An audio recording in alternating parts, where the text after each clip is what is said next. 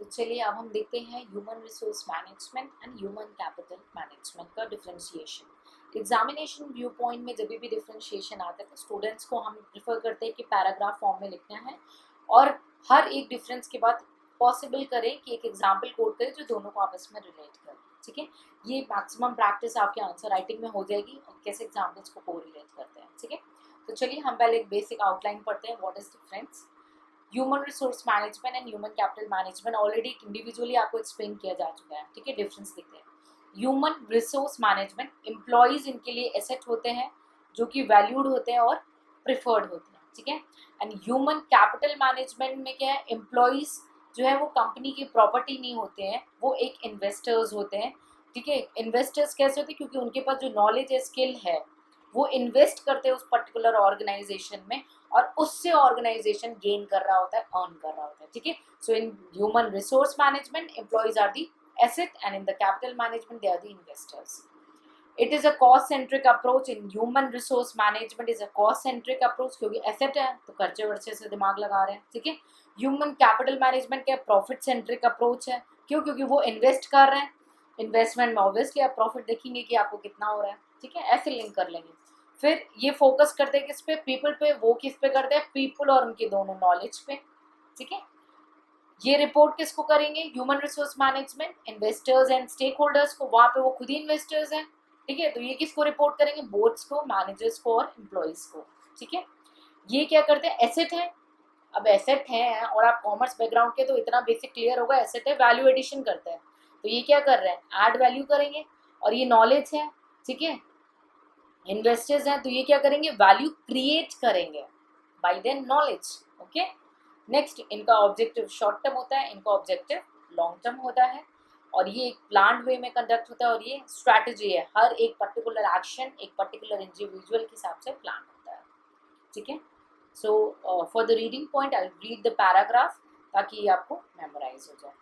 Human capital management has an ambitious meaning but many associations while human resource management has a definite particular meaning in. Human capital management is more of an approach and a strategy compared to human resource management system which is specific to the human capital management. Human capital can refer to the approach as well as a tool. ये एक approach भी, एक तरीका भी है capital management और एक tool भी है। but resource management क्या है? ये केवल एक tool है क्योंकि ये एक asset है।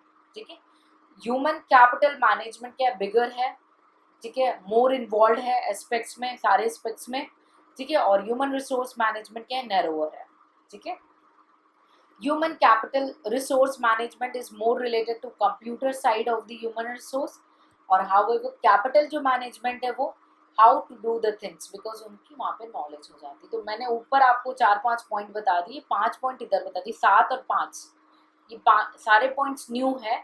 तो एक अच्छा खासा अगर मार्क्स कैरी कर रहा है आपका क्वेश्चन तो आप लिख सकते हैं। तो मैं एक रीड कर देती हूँ और पॉज भी कर लेती हूँ जिन स्टूडेंट को रीड करना है। ठीक है, differentiate between human resource management and human capital management. In human resource management employees are asset to be valued and preserved. In human capital management, employees are not company's property, but they are investors of the knowledge belonging to them.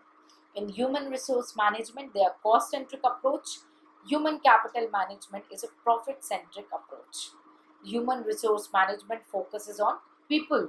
However, human capital management focuses on people and their knowledge. Human resource management add values. Human capital management create values. Human resource management report to the investors and stakeholders. Human capital management report to the board, managers and employees. Human resource management is planned and human capital management is strategic. ठीक, अब ये तो आपको explain करते हैं, read भी करते हैं। अब एक स्ट्रेटेजी की याद कैसे कर लेना है, तो चलिए इसमें एक ट्रिक बता देती हूँ। वो रिसोर्स को मैनेज कर रहा है, ये कैपिटल की बात है। अब आपको पता है कि रिसोर्स का अगर नहीं मिला तो हम दूसरी जगह से ले लेंगे, लेकिन कैपिटल का इन्वेस्टमेंट तो चाहिए। कैपिटल क्या होती है? इन्वेस्ट होती है। ठीक है, तो ट्रिक बता रही हूँ, लिंकेज कैसा भी हो मेमोराइज कर लेना। ह्यूमन रिसोर्स मैनेजमेंट क्या बोल रहा है? रिसोर्स है ये, तो ये कैसेट है।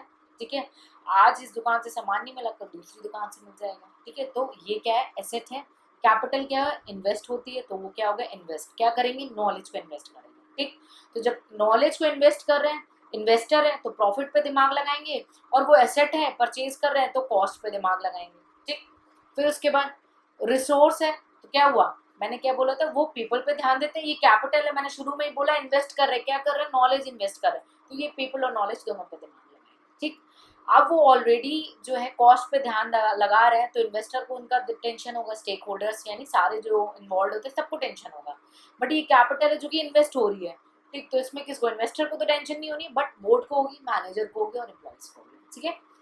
अब वो एसेट है, अब मशीन ला के रखी तो वो क्या होगा, बहुत सारे प्रोडक्ट्स डेवलप करेंगे, तो वो क्या करेगी, वैल्यू ऐड कर रही है, ठीक। लेकिन ये इन्वेस्टर है, इन्वेस्ट कर रहे हैं, क्या कर रहे हैं, नॉलेज को कर रहे हैं, तो ये क्या करेंगे, नई चीजें क्रिएट करेंगे, क्योंकि उनके पास नॉलेज है, उनके पास टैलेंट है, वो क्या करेंगे, क्रिएट करेंगे वैल्यू, ठीक है।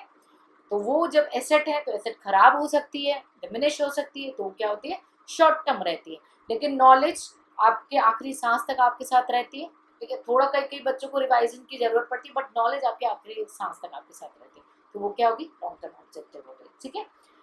प्लांट रहते हैं, एसेट क्या है कि भाई इस मशीन का टूल है, उसको ऐसे लगाना है वैसे लगाना है तभी मशीन काम करेगी, बट नॉलेज को प्लान नहीं रख सकते हैं, किसी स्टूडेंट की कोई क्वेरी होती है तो हमें उस तरीके से डील करना है, अगर किसी और की होती है अलग तरीके से, तो वैसे वैसे आपके पास जो हिडन नॉलेज है, आप आईएएस ऑफिसर बन रहे हैं तो आप हर एक चैलेंज को अलग तरीके से मीट आउट करेंगे, एथिक्स की डिफिनीशन कभी कहीं और एप्लीकेबल होगी, कहीं आप मॉरल को फोकस करेंगे, कहीं सोशल डायलेमा को फोकस करेंगे।